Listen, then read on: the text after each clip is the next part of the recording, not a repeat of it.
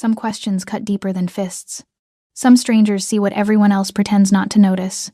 This is the story of a woman who learned to hide her pain, and the man who refused to look away. Who hit you, Jada? Before we begin, if you love powerful stories about courage, healing, and unexpected love, hit that subscribe button and drop a comment telling me where you're watching from. Your support means everything. Music softens to ambient cafe sounds, rain, distant chatter, clinking dishes. The first bruise had bloomed like spilled ink beneath Jada's jaw, dark, tender, impossible to miss. She had traced its edges in the tiny bathroom mirror of her studio apartment that morning, dabbing on concealer thick enough to hide the truth. It had been 4 days since Minho Choi had lost his temper. 4 days of rehearsing the same tired lie. I walked into a cabinet door. 4 days of her co-workers glancing, then quickly looking away. Just a few more months, she had whispered to her reflection that morning, her Jamaican accent thick with exhaustion. A few more months of double shifts, of sleeping on this lumpy futon, of saving every one, and then I'll have enough to disappear. Seoul's Blue Orchid Cafe had been her sanctuary for nearly 2 years. It wasn't glamorous, soft jazz playing over expensive espresso machines, marble-top tables, silk curtains that barely muffled the rain outside. But the tips were generous, and her manager, Mrs. Park, a sharp-eyed woman who'd seen too much of life, never asked questions when Jada needed extra shifts, or when she showed up with ghosts painted across her skin. The evening shift had been like any other businessman nursing whiskey, university students hunched over laptops, couples murmuring over candlelight, until he walked in. The air changed. Conversations didn't stop, but they quieted. The kind of quiet that comes when an apex predator enters the room. Jin-Woo Lee moved like shadows poured into human form. Black-on-black suit tailored to perfection, a gold cross glinting at his throat, tattoos crawling up his neck like ancient scripture. His eyes, dark, unreadable, devastating, swept the room once before landing on an empty booth by the rain-streaked window. Jada's hands trembled slightly as she approached, her notepad clutched like a shield. "Good evening," she said, forcing brightness into her voice. "What can I get started for you?" "Coffee. Black." His voice was low, textured like smoke and whiskey. "And your name for the—" "Jada." He said her name before she could finish. His eyes flicked to the name tag pinned to her uniform, then rose to her face with unsettling intensity. Her pulse quickened. "Right. And you are?" "Jin-Woo Lee." She nodded, scribbling on her pad, eager to escape the weight of his gaze. But as she turned, his next words stopped her cold. "Who hit you?" The cafe noise seemed to evaporate. The rain against the windows became deafening. Jada's breath caught. Heat flooded her cheeks. Every customer in the room suddenly felt too close, too aware. I'm sorry?" she stammered, her fingers instinctively rising to touch the concealer on her jaw. "You heard me." His tone wasn't cruel. It was worse, it was certain. Like he already knew the answer and was simply waiting for her to stop lying. Most people pretended not to see. Those who noticed looked away. No one had ever asked so directly. "I walked into a door," she said automatically, the lie bitter and familiar on her tongue. His dark eyes hardened, but his voice remained soft, dangerously soft. "Don't insult us both with that." Her throat tightened. Fear and indignation warred inside her chest. "I don't see how it's any of your business," she replied, struggling to keep her voice steady. Instead of anger, something almost like approval flickered across his face. The corner of his mouth lifted barely, but enough. "Sit." It wasn't a request. The single word carried a weight she couldn't explain, an authority that made her knees bend before her mind could catch up. She found herself sliding into the booth opposite him, her notepad forgotten on the table. "How long have you worked here?" he asked, his gaze never leaving hers. 2 years, she answered cautiously, unsure why she was answering at all. "And how long has he been hitting you?" She stiffened, her hands curling into fists beneath the table. "I told you. I walked into a—" "You work doubles," he interrupted, his eyes scanning her face like he was reading a book written in her exhaustion. "Saving every penny, planning something." A chill crawled down her spine. How could he possibly know that? An escape, perhaps, he continued, leaning forward. The scent of sandalwood and something darker, cedar, smoke, danger drifted toward her. "From whoever gave you that bruise." "Please," she whispered, her voice cracking. "I could lose my job if Mrs. Park thinks I'm—" Something softened in his expression. He reached into his jacket, and for a wild, irrational moment, she thought he might pull out a weapon. Instead, he withdrew a sleek black leather wallet. He placed a single card on the table between them, matte black, with a phone number embossed in silver ink. Nothing else. No name. No title. When you're ready to stop lying to yourself, Jada, he said, sliding the card toward her with 2 fingers. Call this number. Before she could respond, he rose in one fluid motion, pulling a crisp 100,001 bill from his wallet and placing it beside his untouched coffee. For your trouble, he said. Then he paused. His eyes, those devastating, knowing eyes, returned to her Bruise one last time. Everyone deserves to feel safe, Jada. Remember that. And then he was gone, the door closing softly behind him, leaving only the rain, the lingering scent of his cologne, and a black card that seemed to pulse with possibility on the laminate tabletop. The rest of her shift passed in a haze. She pocketed the card without looking at it, avoided Mrs. Park's curious glances, smiled at customers she couldn't remember. Her mind kept circling back to 3 words. Who hit you? By the time her shift ended, the rain had softened to a mist, leaving the streets slick and glistening under neon signs. Jada pulled her coat tighter and started the familiar walk to her tiny studio apartment, the black card a strange weight in her apron pocket. She was so lost in thought that she didn't notice the figure leaning against the building across the street, not until it was too late. Her heart plummeted as she recognized the hulking silhouette. Mingyu Choi. He pushed off the wall and started toward her, his face twisted with the kind of rage she knew too well. Her body recognized the danger before her mind, did muscles tensing, breath shallow, the world narrowing to his approaching form. Where the hell have you been? He demanded, grabbing her arm hard enough to bruise. I've been calling you all day. Working, she said, trying to pull away, her voice small.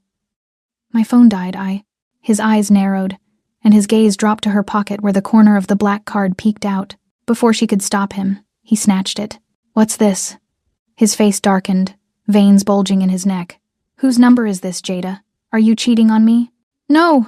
She reached for the card desperately. It's just a customer, She never finished the sentence.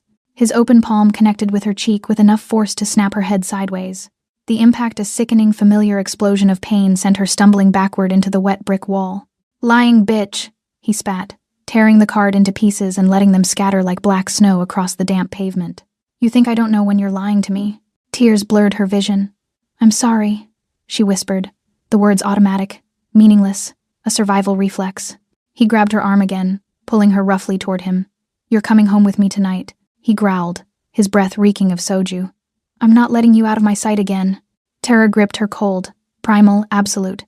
The last time she'd gone to his apartment when he was like this, she'd left with cracked ribs and a month of pain she couldn't explain to anyone. She couldn't go back there. Not tonight, not ever again. In that moment, something inside her, the part that had been slowly dying, suffocating under the weight of his fists, and her silence snapped. Maybe it was Jinwoo Lee's words echoing in her skull. Everyone deserves to feel safe. Maybe it was simply that she had reached her breaking point. She planted her feet on the wet pavement and looked Minho Choi in the eyes. No. The word came out stronger than she felt. Steadier. Final. His expression morphed from disbelief to pure rage. What did you just say to me? I said no, she repeated, her voice rising. I'm not going with you. His hand balled into a fist. She braced herself for the blow that would break her. But before he could swing, a sleek black car with tinted windows glided to a stop beside them, its engine purring like a predator. The back door opened. Jada. Jinwoo Lee's voice cut through the night like a blade. Get in. She didn't hesitate. She wrenched her arm from Minho's slackened grip and dove into the car. The door closed with a solid, final thunk like the closing of a coffin, or the opening of a new life. The last thing she saw as the car pulled away was Minho's face, contorted with rage and confusion, shrinking into the rain-soaked distance. Inside the car, the scent of leather and sandalwood wrapped around her like a blanket. Jinwoo sat across from her in the dim interior, his expression unreadable, his presence overwhelming. How did you find me? She asked, her voice shaking, her cheek still throbbing. I never lost you, he replied simply. She should have been terrified. She'd just escaped one dangerous man only to put herself in the hands of another one whose name made people whisper, whose very presence commanded fear. But as the adrenaline drained from her body, all she felt was an overwhelming, dizzying sense of relief. Who are you? She whispered. He studied her for a long moment, his dark eyes searching hers. Someone who doesn't tolerate men who hit women, he said finally, his voice low and edged with something cold. Someone who can make sure he never touches you again. The absolute certainty in his voice sent a shiver through her, half fear, half something she wasn't ready to name. As the car carried them deeper into the glittering heart of Seoul, toward an unknown destination and an uncertain future, Jada realized she had just crossed a line from which there would be no return. But for the first time in years, maybe in her entire life, she felt like she could breathe. The car glided through Seoul's rain-slicked streets, past the glowing blur of neon signs and late-night vendors, toward the heart of the city where glass towers kissed the sky. Jada pressed her forehead against the cool window, her reflection staring back at her bruised, exhausted, but somehow awake. She had spent 2 years surviving, 2 years hiding, 2 years convincing herself that escape was just a few more paychecks away. But everything changed the moment Jinwoo Lee asked the question no one else had dared to ask. Who hit you? To understand how they arrived here in this car, on this night, hurtling toward a future neither could predict, we need to go back to the beginning, back to the first bruise, the first lie, the first time Jada Richards learned that survival sometimes means silence. The silence inside the car was suffocating. Jada pressed herself against the far corner of the leather seat, her heart hammering against her ribs. Rain streaked the tinted windows, turning Seoul into a watercolor blur of neon and shadow. She could still taste blood in her mouth, copper and fear mixed together. Across from her, Jinwoo Lee sat perfectly still, his hands resting on his knees, his dark eyes fixed on her with an intensity that made her skin prickle. He hadn't spoken since she'd gotten in, hadn't asked if she was okay, hadn't demanded explanations. He simply watched, like he was memorizing every detail, the bruise blooming fresh and angry on her cheek, the trembling of her hands, the way she flinched when the car hit a pothole. Finally, she couldn't take it anymore. How did you know? Her voice came out hoarse, barely above a whisper. How did you know where I'd be? I told you, he replied, his tone measured, controlled. I never lost you. A chill crawled down her spine. You were following me? Protecting you. He leaned forward slightly, his elbows resting on his knees, bringing him closer but not threateningly so. There's a difference. I don't understand. Tears burned behind her eyes, exhaustion and adrenaline finally catching up to her. You don't even know me. Why would you? Because I asked you a question at the cafe, he interrupted softly, and you lied to me. His jaw tightened almost imperceptibly, but more importantly, you lied to yourself. And men like him, the word dripped with venom, they count on that. They thrive on your silence. Jada's breath hitched. What are you going to do to him? Jinwoo tilted his head, studying her like she was a puzzle he was still figuring out. What do you want me to do to him? She faltered. Part of her wanted to scream. Make him disappear. Make him hurt the way he hurt me. But another part, the part that had been raised to turn the other cheek, to forgive, to endure, whispered, violence only breeds more violence. I don't want anyone hurt because of me, she finally said. Something flickered in his expression, surprise. Maybe, or respect. Even after what he did to you?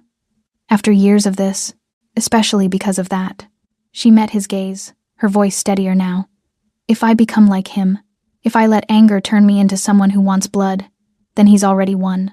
For a long moment, Jinwoo said nothing. Then, slowly, he reached forward and pressed a button on the panel beside him. A partition slid down, revealing the driver, a broad-shouldered man with a scar along his jaw. Change of plans? Jinwoo said in Korean, his tone leaving no room for argument. Find Minho Choi. I want him brought to me alive and conscious. No hospital visits. Just compliant. The driver nodded. Yes, sir. The partition slid back up. Jada swallowed hard. What does that mean? It means, Jinwoo said, settling back into his seat, that he will learn there are consequences for putting his hands on what he has no right to touch. But since you asked for mercy, his eyes locked onto hers, he'll live. This time. The possessiveness in his words should have terrified her. But instead, it wrapped around her like a blanket, warm, suffocating, strangely comforting. I'm not yours to protect, she whispered. His lips curved into something that wasn't quite a smile. Not yet. The car climbed higher into the city's elite district, where the buildings kissed the clouds and money spoke louder than laws. They pulled up to a sleek glass tower that gleamed like a shard of moonlight against the night sky. Where are we? Jada asked as the car door opened. My home, Jinwoo replied simply, extending his hand to help her out. She hesitated, staring at his outstretched hand, strong, adorned with silver rings, stained with ink that crawled up his wrist. This is it, she thought, the point of no return. But when she looked back at the rain-soaked streets, at the city that had hidden her pain for so long, she realized she had nothing left to go back to. She took his hand. His grip was firm, steady, warm. He led her through a marble lobby where a doorman in white gloves bowed deeply not to her, but to him. They entered a private elevator that required both a keycard and a fingerprint scan. No buttons, no stops in between. Penthouse only, Jinwoo explained, noticing her confusion. The elevator ascended in silence, her stomach dropping with each floor they climbed. When the doors finally opened, Jada's breath caught in her throat. The penthouse was breathtaking. Floor-to-ceiling windows showcased a panoramic view of Seoul's glittering skyline, millions of lights twinkling like stars brought down to earth. The interior was sleek and modern dark wood, white marble, black leather furniture arranged with deliberate precision. Everything about it screamed power, control, wealth, but it was also lonely. There were no photographs on the walls, no personal touches, no evidence that anyone actually lived here. Your face needs to be looked at, Jinwoo said, breaking her reverie. My personal physician is on his way. I don't need a doctor, she protested weakly. He turned to face her, and for the first time since they'd met, his expression softened. Jada, you have blood on your lip, your cheek is swelling, and you're trembling like you're going to collapse. Don't make me regret giving him mercy by watching you suffer unnecessarily. The words were harsh, but his tone was gentle. Before she could argue further, the elevator chimed. An elegant older man with silver hair and kind eyes stepped out, carrying a leather medical bag. Dr. Han. Jinwoo greeted him with a slight nod. Mr. Lee. The doctor's gaze shifted to Jada, his expression shifting to one of professional concern. Let's take a look at you, dear. Jinwoo led them to a spacious living area where Dr. Han set up his supplies on the glass coffee table. Throughout the entire examination, the gentle probing of her jaw, the checking of her pupils, the careful cleaning of the cut on her lip, Jinwoo never left the room. He stood by the window, arms crossed, watching the doctor's every move with an intensity that bordered on possessive. Nothing's broken, doctor, Han finally announced, snapping his bag closed. The swelling will go down in a few days. Ice and rest. He turned to Jinwoo, his expression knowing. She'll be fine. Thank you, Jinwoo replied. Discretion as always? Of course. Dr. Han nodded politely to Jada. Take care of yourself, miss. When the elevator doors closed behind him, the silence returned heavier now, more intimate. You should rest, Jinwoo said, still facing the window. The guest room is down the hall. Second door on the left. You'll find clothes that should fit you in the closet. Why would you have women's clothes here? The question slipped out before she could stop it. He turned, one eyebrow raised. You think I entertain women here often? I don't know what to think about you. Good. He moved closer, his footsteps silent on the marble floor. Fear keeps you sharp, trust gets you killed. So I shouldn't trust you? He stopped just inches away, close enough that she could smell sandalwood and something darker, cedar smoke, rain, danger. You should trust that I meant what I said at the cafe. Everyone deserves to feel safe, and while you're under this roof, you are. And when I leave? His jaw tightened. Who says you're leaving? Her pulse quickened. You can't keep me here. I'm not keeping you anywhere. His voice dropped to barely above a whisper. But Minho Choi knows your apartment, knows your workplace, knows your routine. If you go back out there tonight, I can't guarantee your safety. He was right. She hated that he was right. The clothes? She asked again, deflecting. Something vulnerable flickered across his features, gone so quickly she almost missed it. They belong to my sister. Silence stretched between them, heavy with unspoken grief. Belonged? Jada repeated softly. She died 6 years ago. His voice was flat, emotionless, but his hands curled into fists at his sides. Her boyfriend killed her. By the time I found out, it was too late. Understanding crashed over her like a wave. That's why you asked? That's why I see, he corrected. Most people look at you and see a waitress. I look at you and see my sister, same excuses, same bruises, same fear in your eyes that maybe, just maybe, if you stay quiet long enough, love him hard enough, he'll stop. Tears spilled down Jada's cheeks before she could stop them. But he never does. No, Jinwoo agreed quietly. He never does. Later, after he'd shown her to the guest room, a space larger than her entire studio apartment, with a bed that looked like it belonged in a luxury hotel, Jada stood at the window, staring out at the city below. She heard his voice in the hallway, low and deadly on the phone. Find him. I want every door in Itaewon kicked down if necessary. And when you do, bring him to the warehouse on Gangnam. No police? No witnesses? This is personal. Her blood turned to ice. She should leave. She should run. This man with his tattoos and his power and his barely controlled rage was dangerous, maybe even more dangerous than Minho. But as she caught her reflection in the dark window, bruised, exhausted, but somehow alive for the first time in years, she realized something terrifying. She didn't want to leave, and that scared her more than anything. Jada woke to sunlight, not the thin, gray light that filtered through her studio apartment's single grimy window, but real sunlight, golden, warm, pouring through floor-to-ceiling glass like liquid honey. For a disorienting moment, she didn't know where she was. The bed beneath her was impossibly soft, wrapped in sheets that felt like silk against her skin. The ceiling above her was high and pristine, white, unmarred by water stains or cracks. And when she turned her head, Seoul stretched out below her in glittering magnificence, a city of glass and steel and endless possibility. Then the memories came rushing back. Minho's fist, the black car, Jinwoo's cold eyes. I never lost you. She sat up too quickly, and pain lanced through her jaw. Her hand flew to her face, fingers finding the tender, swollen flesh. Everything felt surreal, like she'd stepped through a portal into someone else's life. The guest room door was slightly ajar. Through it, she could hear movement, quiet, controlled, deliberate. Jada swung her legs out of bed, noticing for the first time that she was wearing clothes that weren't hers. Soft gray pajamas that fit perfectly, expensive fabric that whispered against her skin. She didn't remember changing.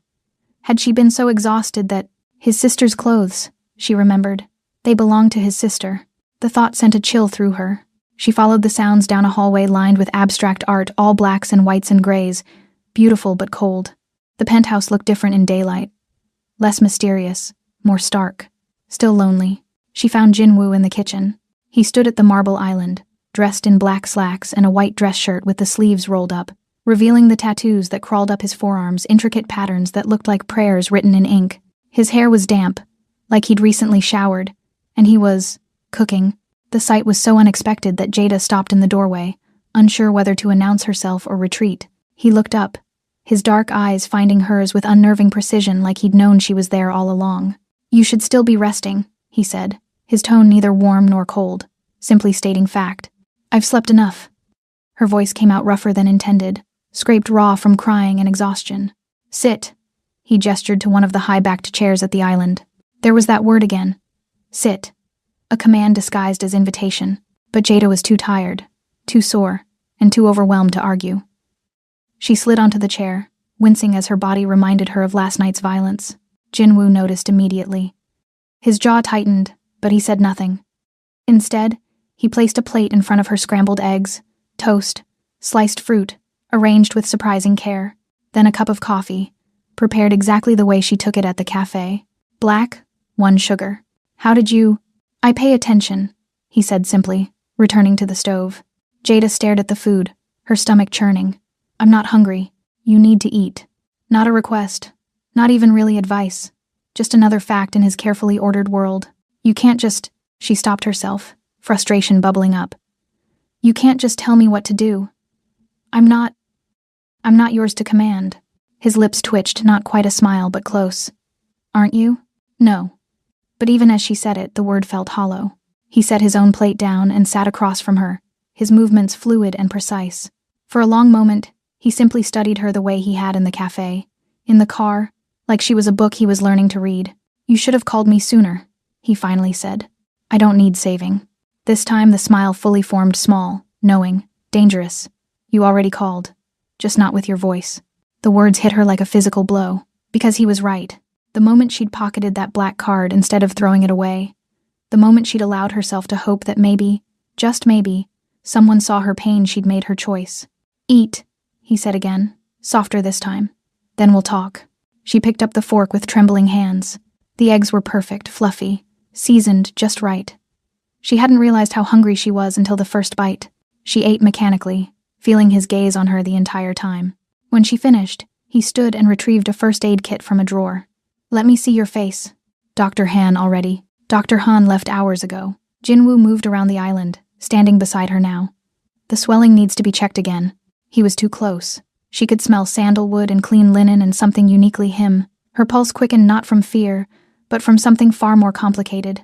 His fingers were surprisingly gentle as they tilted her chin upward, examining the bruise that had deepened overnight to a mottled purple-black. She felt his breath against her skin, saw something dark and dangerous flash through his eyes. Tell me about him, he said quietly, reaching for an ice pack. No, Jada. I said no. She pulled back, her hands gripping the edge of the counter. I don't need to relive it. Not for you. Not for anyone. His patience visibly thinned, a muscle ticking in his jaw. But instead of pushing, he stepped back, giving her space. You're protecting him. I'm protecting myself, she corrected. You think talking about it makes it better? It doesn't. It just makes it real again. He studied her for another long moment, then nodded slowly like he'd made a decision she wasn't privy to. He pulled out his phone. "What are you doing?" Jada asked, alarm rising in her chest. He didn't answer. Just pressed the phone to his ear and waited. When someone picked up, his voice went cold, the temperature in the room seeming to drop with it. "Have you found him yet?" A pause. "I don't care what it takes. Find Minho Choi. Check his apartment, his usual spots, anyone he knows. I want him located within the hour." Another pause, his eyes never leaving Jada's face. "No police. This gets handled my way." He ended the call. Jada's blood turned to ice. "What are you going to do to him? What needs to be done?" "That's not an answer. It's the only one you're getting." His tone was final, absolute. Fear twisted in her stomach, not fear of him, but fear because of him. She'd escaped Minho's fists only to fall into the orbit of a man whose violence was calculated, controlled, and far more dangerous. "You can't just..." Her voice cracked. "You can't just hurt people because you want to." "I don't hurt people because I want to," Jinwoo replied, his voice dropping to something soft and lethal. "I hurt people who deserve it. There's a difference. And who decides what someone deserves? I do." The absolute certainty in those two words was chilling. Jada stood abruptly, the chair scraping against marble. "I need to leave." "Where will you go?" He didn't move to stop her, but his words were a cage all the same. "Back to your apartment where he knows to find you. Back to the cafe where you're exposed, vulnerable. Back to a life of looking over your shoulder. That's not your decision to make." "It became my decision," he said, his voice hardening. "The moment you got in my car, the moment you accepted my protection, you don't get to walk back into danger after I've pulled you out of it." "So what am I?" Jada demanded, tears burning behind her eyes. "Your prisoner? Your pet project? Another woman you can control?" Something cracked in his expression. He closed the distance between them in 2 strides, his hands gripping her shoulders not roughly, but firmly enough that she couldn't escape. "You," he said, his voice rough with emotion she hadn't heard before, "are the first thing I've cared about in 6 years, and I will be damned if I let another man destroy another woman. He stopped himself, jaw clenched. "Another woman you what?" Jada whispered. His eyes, those dark, devastating eyes, bore into hers. "Another woman I failed." The words hung between them, heavy with grief and guilt, and something dangerously close to obsession. "I'm not your sister," Jada said softly. "No," he agreed, his grip loosening slightly. "You're not." She didn't fight back. She didn't have fire. "But you," his thumb brushed the edge of her bruise. "Feather light. You do. And I'm going to make sure no one extinguishes it." Jada's breath caught, because in that moment, she understood. She hadn't escaped one violent man for another. She'd walked into the protection of a man haunted by the ghost of someone he couldn't save, trying desperately to rewrite his past through her survival. And that was somehow more terrifying than anything Minho had ever done. The silence that followed Jinwoo's confession was deafening. Jada stood frozen, his words echoing in her mind. "Another woman I failed." His hands still rested on her shoulders, his grip gentle now, almost uncertain, like he'd surprised himself with his own vulnerability. She should pull away, should demand answers, should do something other than stand here drowning in the intensity of his gaze. But before she could move, his phone buzzed. The spell broke. Jinwoo released her and stepped back, his mask sliding seamlessly into place as he checked the screen. Whatever he saw there made his expression harden. "Excuse me," he said, his voice once again controlled, distant. He disappeared down the hallway, the phone already pressed to his ear. Jada released a breath she hadn't realized she'd been holding. She found herself wandering through the penthouse like a ghost, trailing her fingers along cold marble and expensive leather. Everything was immaculate, perfectly arranged, like a showroom rather than a home. No clutter, no warmth, no life, until she reached a door at the end of the hallway. It was slightly ajar, the only door in the entire penthouse that wasn't firmly closed. Through the gap, she could see soft morning light filtering through sheer curtains, illuminating what looked like a bedroom. She knew she shouldn't, knew it was a violation of privacy, but something drew her forward. The room was different from the rest of the penthouse, softer, warmer. The walls were painted a gentle cream instead of stark white. There was a bookshelf filled with worn paperbacks, a vanity with delicate perfume bottles still arranged on its surface, and on the walls photographs. So many photographs. A young woman smiled from every frame. She had Jinwoo's sharp cheekbones and dark eyes, but where his were guarded, hers were full of light. In one photo, she was laughing, her head thrown back in pure joy. In another, she stood beside a younger Jinwoo, her arm around his shoulders, both of them grinning like they had the world at their feet. Her name was Hanul. Jada spun around, her heart leaping into her throat. Jinwoo stood in the doorway, his expression unreadable. "I'm sorry," she stammered. "I didn't mean to." "It's okay." He stepped into the room, his movements careful, like he was entering a sacred space. "I keep the door open sometimes, so it doesn't feel like a tomb." He moved to the bookshelf, his fingers trailing along the spines. She loved to read, poetry, mostly. Said it helped her make sense of things when the world felt too heavy. Jada's throat tightened. "The clothes you gave me were hers." "Yes." He turned to face her, and for the first time since they'd met, he looked tired. Not physically, but soul-deep exhausted. "You're about the same size, I thought." He paused, jaw tightening. "I thought they shouldn't just sit here, collecting dust." "Jinwoo, she was like you," he continued, his voice barely above a whisper. "Strong, resilient, always smiling even when she was breaking inside." His gaze dropped to the photograph in his hands. Hanul in a graduation gown, beaming. She met him during her last year of university. A law student. Charming, ambitious. Everyone loved him. Jada's stomach twisted, knowing where this was going. "At first it was small things," Jinwoo said, setting the photo down with trembling hands. He didn't like her clothes, didn't like her friends, wanted to know where she was every minute of every day. She said it meant he cared. His voice hardened.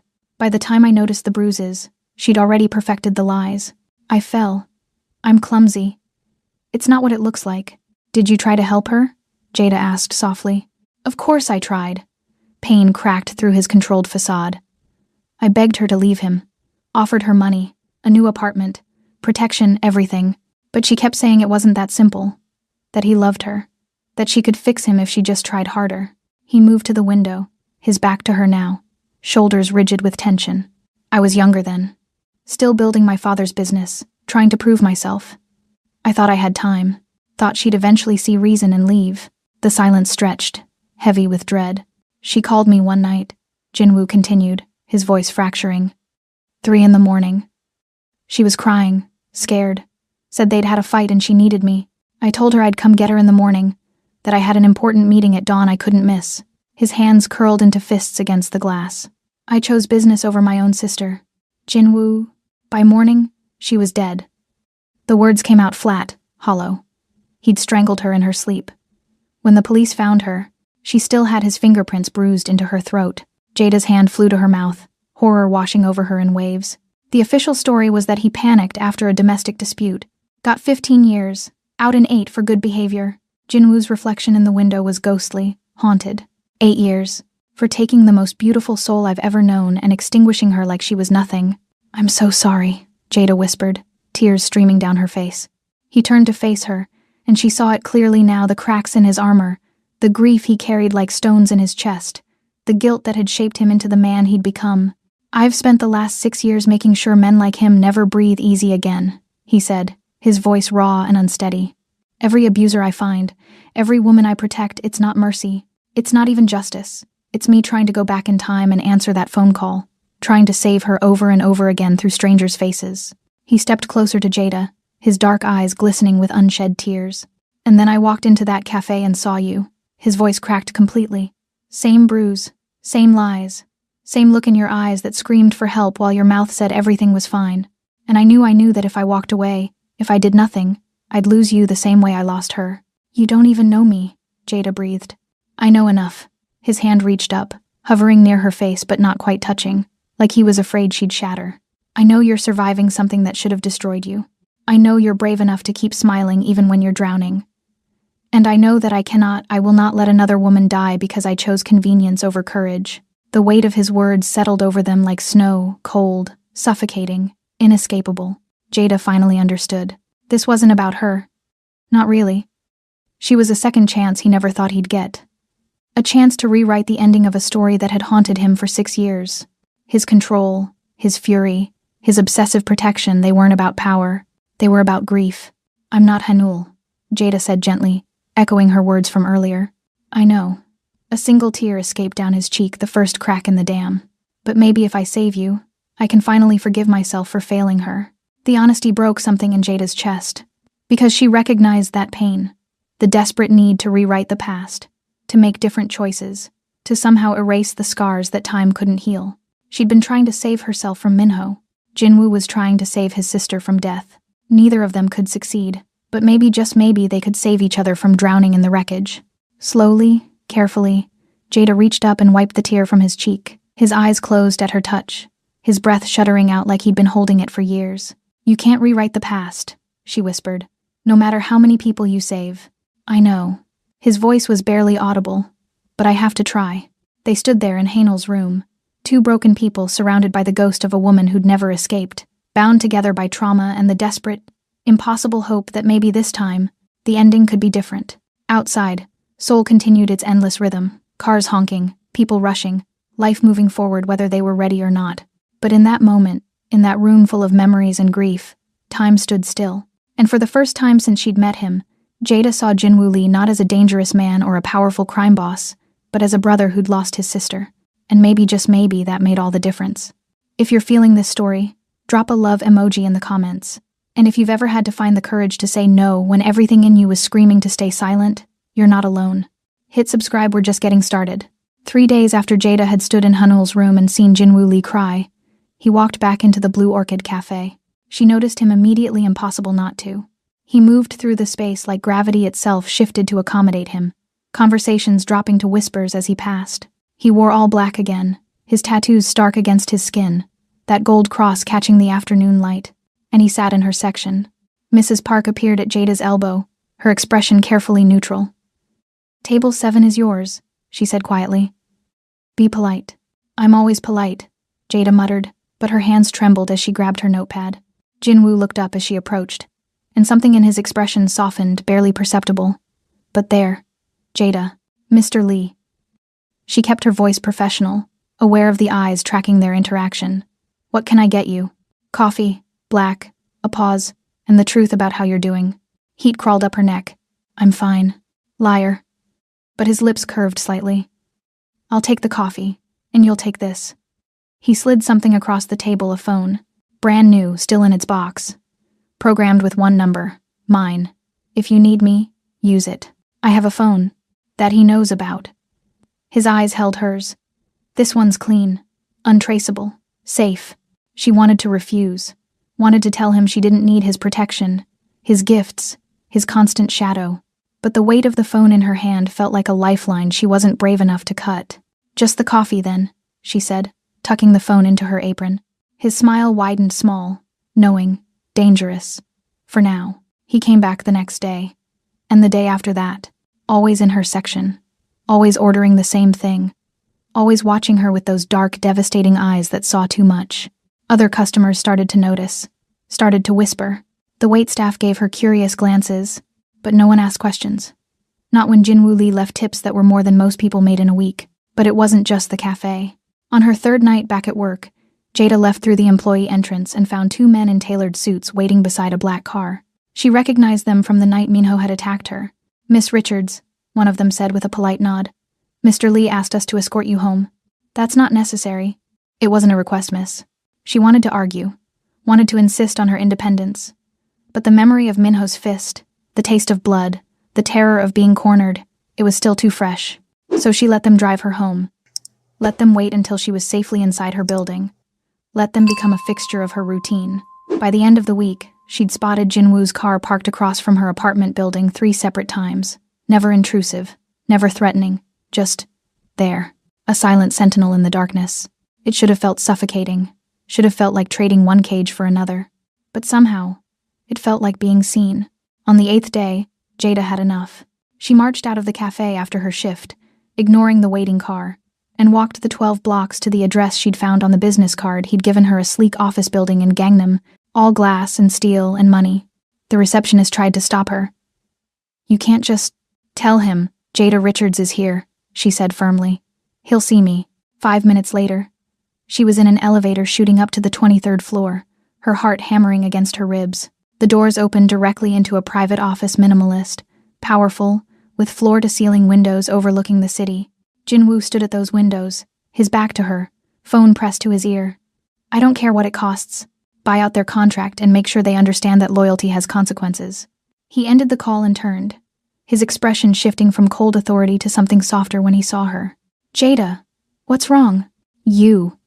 She strode into the room, anger giving her courage. You're what's wrong. The cafe, the escorts, the car watching my apartment. You can't control my life like this. He set his phone down carefully. I'm not controlling your life. Then what do you call it? Ensuring no one else does. He moved closer, his presence overwhelming in the confined space. There's a difference. Is there? She laughed bitterly.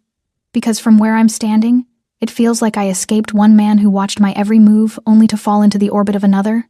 Something dangerous flashed in his eyes. I am nothing like him. Aren't you? She challenged, even as her heart raced. You decide where I go, who protects me, what I need. I decide, he interrupted, his voice dropping to something lethal and soft, that you get to live without fear, that you get to walk home without looking over your shoulder, that you get to exist in this city without wondering if today's the day he shows up again. He stopped inches from her, his intensity radiating like heat. If that makes me controlling, then yes. I'm controlling the threat, not you. The words hung between them, charged with something electric. I'm not your responsibility, Jada whispered, but even she could hear how weak it sounded. You became my responsibility, he replied, the moment I asked who hit you, and you lied to protect him instead of yourself. I wasn't protecting him, I was protecting me, by staying silent. His jaw tightened. That's not protection, Jada. That's survival. And you deserve more than just surviving. The truth of it crashed over her like a wave. Because he was right. She'd spent 2 years just trying to make it through each day, calling it strength when really it was slow suffocation. This tension between us, Jinwoo said quietly, his gaze searching hers. You feel it too. It wasn't a question. And she couldn't lie to him, not about this. I'm afraid of you, she admitted. Good. Fear keeps you sharp. I'm also afraid of how much I want to trust you. His expression softened completely. That's the part that takes courage. Before she could respond, his phone buzzed. He glanced at it, and something in his expression shifted, hardened. What is it? Jada asked. Nothing you need to worry about. But the lie was transparent. Jinwoo. Go home, Jada. His voice was suddenly distant, controlled. My men will take you. She wanted to argue, to demand answers, but the look in his eyes told her this conversation was over. As the elevator doors closed between them, she saw him on the phone again, his expression carved from stone, and she couldn't shake the feeling that something dangerous was about to unfold. In a cramped apartment in Itaewon, far from Gangnam's glittering towers, Minho Choi sat across from a man whose reputation made even hardened criminals nervous. Park Dae-jung, Jinwoo Lee's oldest rival. So, Park said, his smile not reaching his cold eyes, Lee has taken an interest in your woman. She's not his. Minho spat, his face still bearing the bruises from where Jinwoo's men had persuaded him to leave Seoul. She's mine, and he had no right to. Lee doesn't ask for rights, he takes them. Park leaned back, studying Minho like an insect. But his protection of this girl, it shows weakness, attachment, and attachments can be exploited. Minho's eyes narrowed. What are you saying? I'm saying that if someone were to, say, reclaim what Lee has taken, it would send a message, that his power has limits. Park's smile widened. And I reward men who help me send such messages. You want me to grab Jada. I want you to remind Jinwoo Lee that in this city, no one is untouchable, not even the women he decides to protect. Park slid a burner phone across the table. When the moment's right, you call this number. My men will assist. And afterward you disappear with enough money to start over wherever you like. Minho picked up the phone, rage and greed warring in his chest. And her? After she serves her purpose? Park shrugged. I don't care what you do with her. Minho's hand closed around the phone. When? Soon. Very soon. It happened on a Thursday night. Jada had stayed late at the cafe, covering for another waitress. By the time she left, the streets were emptier than usual, the neon signs casting long shadows across rain-slicked pavement. Jinwoo's men were waiting by their usual spot, but she waved them off. I need to walk, she'd said, needing just 10 minutes of autonomy, of breathing room. They'd hesitated but nodded, maintaining their distance. It was the opening Minho had been waiting for. She was 3 blocks from her apartment when the van pulled up beside her, quick, silent, efficient. The door slid open, and hands grabbed her before she could scream. A cloth pressed over her mouth, chemical sweet and suffocating. The world tilted, then went dark. Jada woke to the smell of rust and motor oil. Her head pounded, vision swimming as consciousness returned in painful waves. She was in some kind of warehouse abandoned by the look of it, with broken windows and exposed beams. Her wrists were bound behind her back, zip ties cutting into her skin, and Minho stood in front of her, flanked by 3 men she didn't recognize. "Welcome back," he said, his smile twisted with rage and triumph. "Miss me?" Terror flooded her system. She tried to speak, but her mouth was dry, her tongue thick. "Minho, shut up." He backhanded her casually, and pain exploded across her already bruised cheek. "You don't get to talk, not after what you did." Running to him, to Jinwoo Lee. He spat the name like poison. "I didn't. I said shut up." He grabbed her jaw, forcing her to look at him. "You think he cares about you? You think you're special?" He laughed bitterly. "You're just a message, bait, and once he comes for you, and he will come, Park Dae-jung's men will be waiting." Jada's blood turned to ice. This wasn't just about Minho's rage. This was something bigger, more dangerous. "They'll kill him," she whispered. "Maybe, maybe not." Minho released her roughly. "But either way, you and I are leaving this city tonight, and I'm going to teach you what happens to women who forget who they belong to." One of the men stepped forward. "We should move. Lee's people will be looking." He never finished the sentence. The warehouse doors exploded inward with a deafening crash. They came like shadows given form. Jinwoo's men poured through every entrance doors, windows, gaps in the walls moving with military precision. Within seconds, the warehouse was surrounded, Minho's men on their knees with guns pressed to their heads, and then he walked in. Jinwoo Lee moved through the chaos like a king surveying his domain unhurried, controlled, absolutely lethal. He wore all black, his tattoos stark in the harsh fluorescent light, and in his hand, he carried a gun that looked almost casual, like an extension of his arm. His eyes found Jada first assessing, cataloging every bruise, every cut, every violation. Something murderous flickered across his face. Then his gaze shifted to Minho. The temperature in the warehouse dropped. "Jingwoo." Minho started, his bravado crumbling. "Quiet." The single word was so cold, so absolute, that Minho's mouth snapped shut. Jinwoo crossed the space slowly, deliberately, each footstep echoing like a death knell. He stopped in front of Jada, his free hand reaching up to gently tilt her face toward the light. His jaw clenched when he saw the fresh bruise. "Did he touch you?" His voice was barely above a whisper. "I'm okay," Haida managed. "That's not what I asked." Before she could answer, Jinwoo turned to one of his men, cut her loose. Within seconds, the zip ties were gone, and Jada was on her feet, blood rushing painfully back into her hands. Jinwoo steadied her with a hand on her elbow, his touch gentle despite the violence radiating from him. Then he turned to Minho. "On your knees." "Listen, I was just..." "On your knees." The gun rose, aimed directly at Minho's forehead. Minho dropped, trembling, his earlier confidence shattered. "Please, Jinwoo stepped closer, and Jada saw something terrifying in his expression, not rage, but calm. The kind of calm that comes before execution. "This is what you do?" Jinwoo asked softly, almost conversationally. "You hit women? You tie them up? You terrorize people weaker than you because it makes you feel like a man?" It wasn't she. To her? Jinwoo's voice dropped to something barely human. "You did this to her?" The gun pressed against Minho's forehead, and Jada saw Jinwoo's finger move toward the trigger. "Jinwoo, don't." She lurched forward, her voice cracking. "Please, don't do this." He didn't look at her, his focus locked on Minho like a predator sizing up prey. "Give me one reason why." "Because if you kill him," Jada said, tears streaming down her face, "you're no better than he is." "I'm nothing like him." "Prove it." She grabbed his arm, forcing him to look at her. "You told me everyone deserves to feel safe, that you protect people. But if you do this, if you become the monster he thinks you are, then what's the difference?"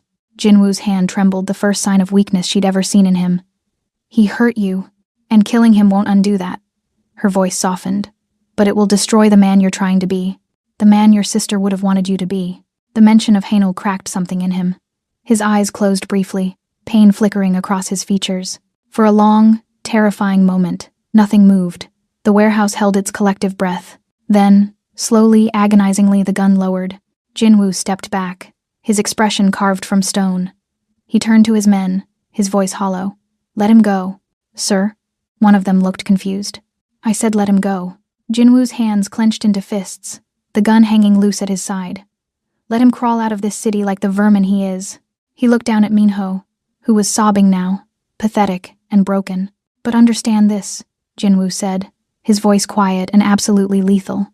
"If you ever look in her direction again, if you so much as breathe the same air as her, you don't get to crawl. You don't get to run. You don't get to exist. He crouched down, his face inches from Minho's. I'll erase you so completely that even your mother won't remember your name. Are we clear? Minho nodded frantically, unable to speak. Good. Jinwoo stood, disgust etched into every line of his body. Get him out of my sight. 2 of his men hauled Minho up and dragged him toward the exit. The other men followed, leaving Jinwoo and Jada alone in the cavernous space.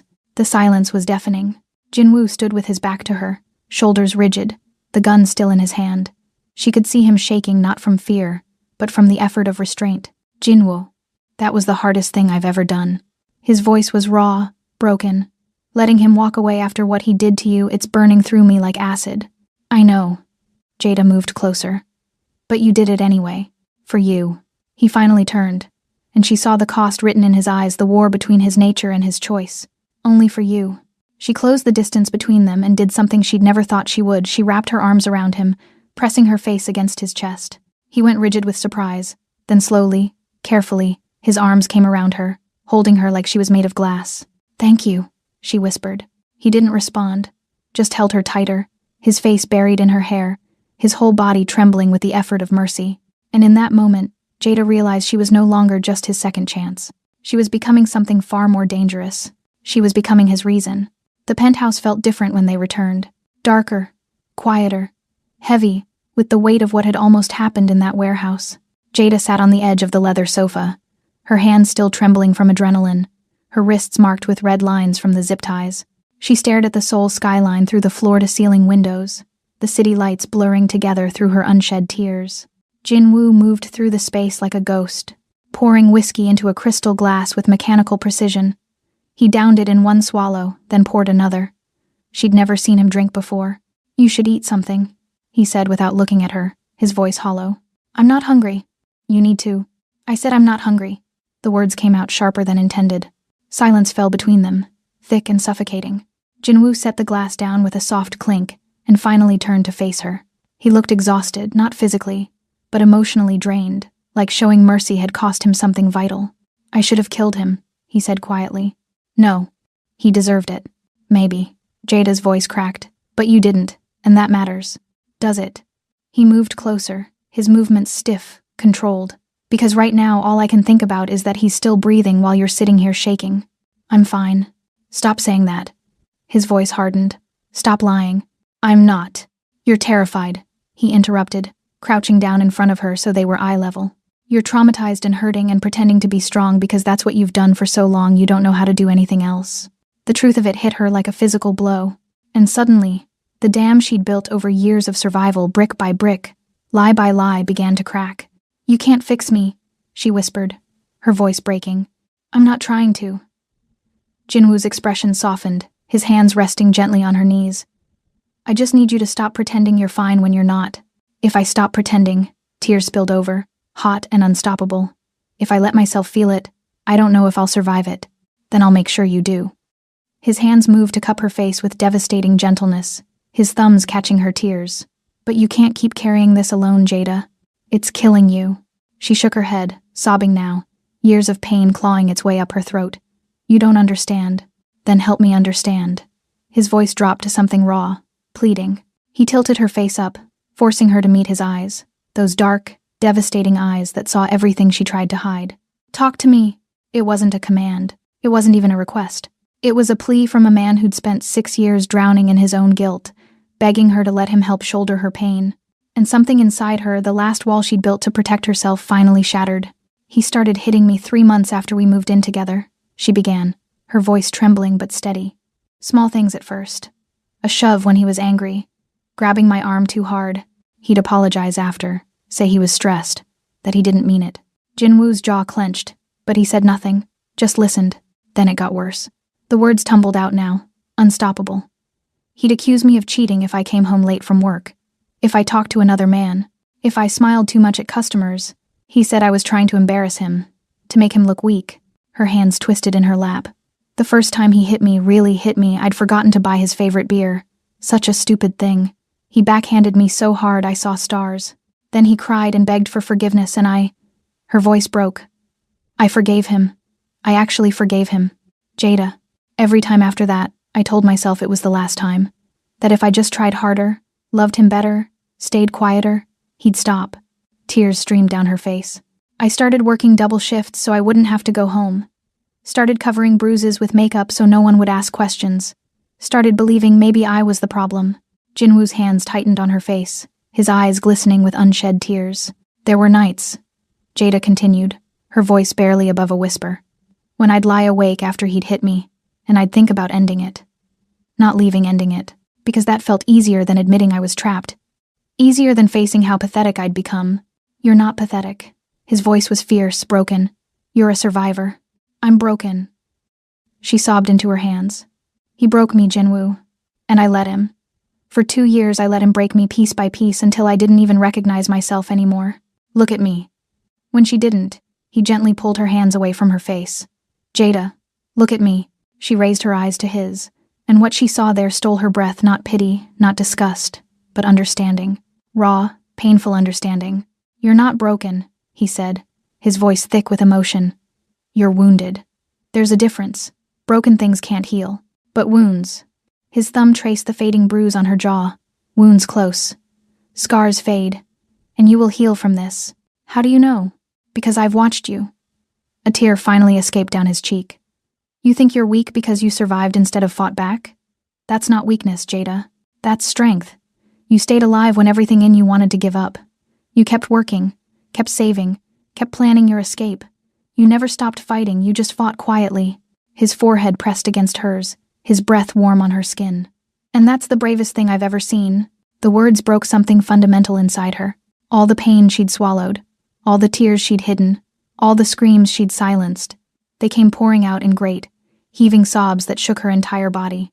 Jinwoo gathered her into his arms, holding her as she fell apart. He didn't try to stop her tears or quiet her cries. He just held her, one hand cradling her head, the other wrapped around her waist, anchoring her through the storm. Every slap, she sobbed against his chest. Every time he called me worthless, stupid, useless. Every night I cried myself to sleep, wondering what I did wrong. Nothing. His voice was fierce. You did nothing wrong. Then why did he? Because he's a coward who needed someone weaker to blame for his own failures. Jinwoo pulled back slightly, his hands framing her face, forcing her to see the truth in his eyes. You didn't deserve any of it, Jada. Not one hit, not one insult, not 1 second of fear. She crumpled against him again, and he held her tighter, his own tears falling into her hair. They stayed like that for what felt like hours, her breaking apart, him holding her together. Both of them crying for different reasons but the same pain. When her sobs finally quieted to hiccuping breaths, Jinwoo spoke again, his voice barely above a whisper. You're safe now. He pressed his lips to her forehead, gentle, reverent. You don't owe anyone your pain anymore. Not him, not the world, not even yourself. What if I can't let it go? She whispered. Then I'll help you carry it. His arms tightened around her. For as long as it takes. Jada lifted her head, meeting his eyes through her tears. Why? Because someone should have done this for my sister. His voice cracked. And because... He paused, something vulnerable flickering across his face. Because you matter to me, Jada. More than you should. More than I planned. The confession hung between them, raw and honest. She reached up, her trembling hand cupping his jaw, feeling the wetness of his tears. Thank you, she whispered, for listening, for hearing me, for her voice broke, for making me feel like I'm worth saving. You were always worth saving. He turned his face into her palm, his eyes closing. I just gave you permission to believe it. Outside, Seoul continued its endless rhythm. But inside that penthouse, 2 broken people held each other in the darkness, their pain finally spoken, their silence finally shattered. And for the first time in years, Jada Richards allowed herself to believe that maybe, just maybe, she deserved to heal. 6 weeks passed like pages turning in a book Jada was finally learning to read. Minho Choi vanished completely. Jinwoo's sources confirmed he'd fled to Busan, then further south, eventually leaving Korea altogether. There were whispers he'd taken a boat to the Philippines with what little money he'd saved, too terrified to ever return. Good riddance. The nightmares came less frequently now. Jada still flinched at sudden movements, still tensed when men raised their voices. But the panic attacks that had once left her gasping on bathroom floors were fading. Slowly, carefully, 1 breath at a time. Jinwoo had given her space to heal, physically present but emotionally patient. He still appeared at the cafe, still had his men escort her home, but there was a gentleness to his protection now. Less possession, more partnership. And somewhere in those quiet weeks, between shared meals and late-night conversations on the penthouse balcony, something shifted between them. It started small. 3 weeks after the warehouse, Jada had been restless, pacing the penthouse while Jinwoo worked at his laptop. She'd picked up a pen from his desk and started doodling on a napkin, just shapes at first. Then faces, then a rough sketch of the Seoul skyline.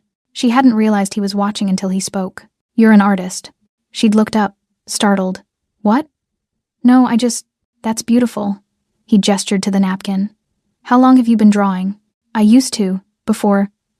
She'd stopped, the words catching. "Before everything.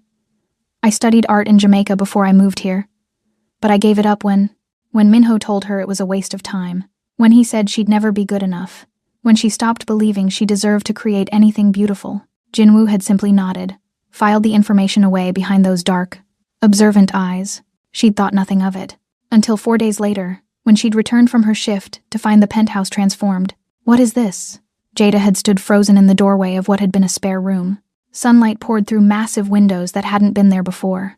The walls were painted soft cream, and along one side stood easels, canvases, brushes still in their packaging, paints, acrylics, oils, watercolors arranged in neat rows, a drafting table, professional lighting, everything an artist could dream of. Jinwoo had leaned against the door frame, watching her reaction with something almost vulnerable in his expression. "You said you gave it up. I thought maybe you'd want it back." Tears had blurred her vision. "Jinwoo, this is too much.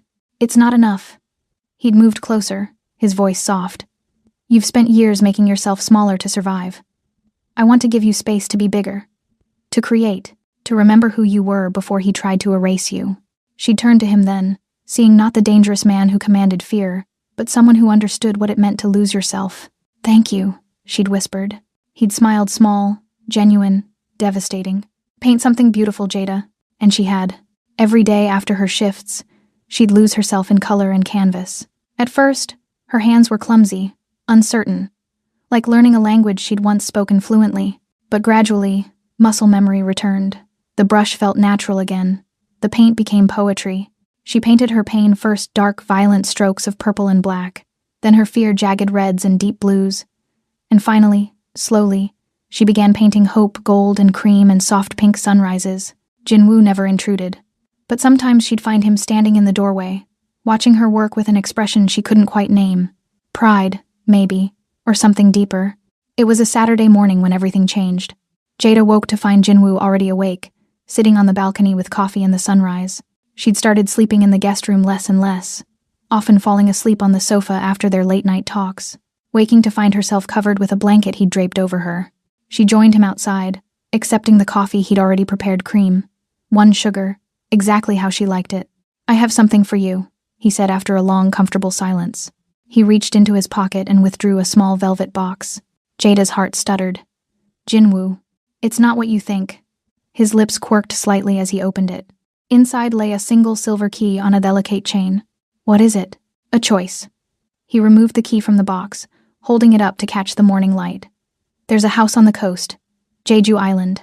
Private, secure, with a studio overlooking the ocean. I've had it prepared for you." Her breath caught. "I don't understand." "You can go there," he continued, his voice carefully neutral. "Start over. New life, new name if you want. Everything's taken care of, finances, security, anything you need. You'll never have to worry about money or safety again." "You're sending me away?" The words came out smaller than intended. "I'm giving you a choice." His dark eyes met hers, and she saw the vulnerability there, the fear of losing her warring with his need to give her freedom. "You can go there and be free. Or," he paused, something raw flickering across his face, "you can stay here, with me." Silence stretched between them, heavy with possibility. "If I stay," Jada asked carefully, her heart hammering, "what am I to you?" Jinwoo set down his coffee and turned to face her fully. For a long moment, he just looked at her like he was memorizing every detail, preparing for the possibility she might choose to leave. "When I lost Hanul," he began quietly, "I thought I'd never care about anyone again. Caring meant pain. Attachment meant loss. So I built walls, power, control, fear. I became someone people respected but nobody loved." He reached out, his fingers brushing a strand of hair from her face with devastating gentleness. "Then you walked into my life with your bruises and your lies and your unbreakable spirit. and those walls started crumbling. His hand cupped her jaw, thumb grazing her cheekbone, where the last faint shadow of her bruise had finally faded. At first, I told myself you were my redemption, a second chance to save someone I'd failed to save before. And now, she whispered, now you're not my redemption, Jada. His voice dropped to something achingly vulnerable. You're my reason, the reason I wake up wanting to be better, the reason I showed mercy when everything in me screamed for violence, the reason this penthouse finally feels like a home instead of a mausoleum. Tears slipped down her cheeks. I'm afraid. Of me? Of how much I want to stay. She laughed wetly. 6 weeks ago, I was terrified of you. Now I'm terrified of leaving you. How did that happen? I stopped trying to save you, he said softly, and started letting you save me. The truth of it hung between them, two broken people who'd somehow found wholeness in each other's brokenness. Jada looked at the silver key in his hand, then back at his face, the face she'd learned to read like her own. The eyes that saw her completely, the man who'd given her back her voice. If I stay, she said carefully, I'm not staying as your obligation, or your project, or someone you protect because of guilt. Then what are you staying as? She reached up, her hand covering his where it still cupped her face. As someone who chooses you, every day. Not because I need saving, but because I want to be here. Something in his expression cracked open hope and disbelief and overwhelming relief. Are you sure? No. She smiled through her tears. I'm terrified, but for the first time in years, I'm choosing what scares me because I want it, not because I'm trapped by it. Jinwoo's eyes glistened. You can still take the key.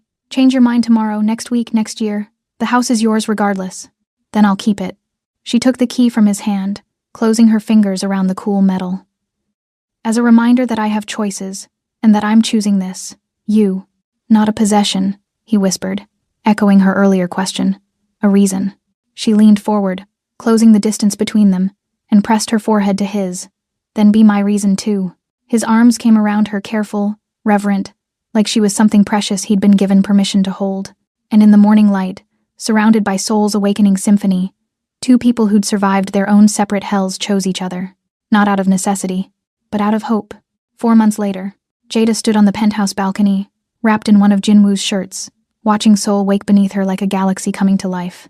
The city stretched endlessly in every direction, millions of lights, millions of lives, millions of stories unfolding in the pre-dawn darkness. She'd learned to love this view, not because it represented power or wealth, but because it represented possibility. From this height, everything seemed reachable.